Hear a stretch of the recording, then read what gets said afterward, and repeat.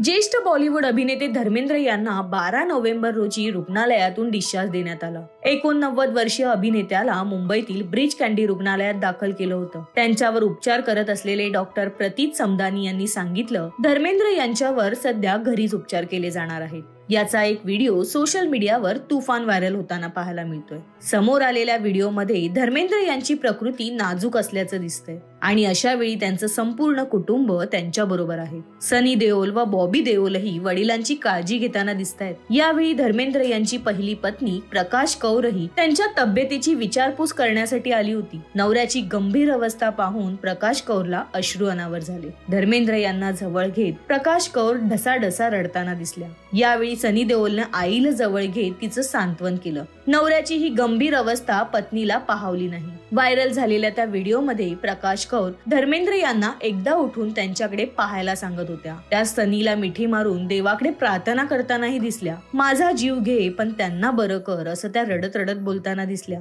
धर्मेंद्र यांच्या प्रकृतीबाबतच्या या अपडेट बद्दल तुमचं मत काय आहे आम्हाला कमेंट मध्ये नक्की कळवा।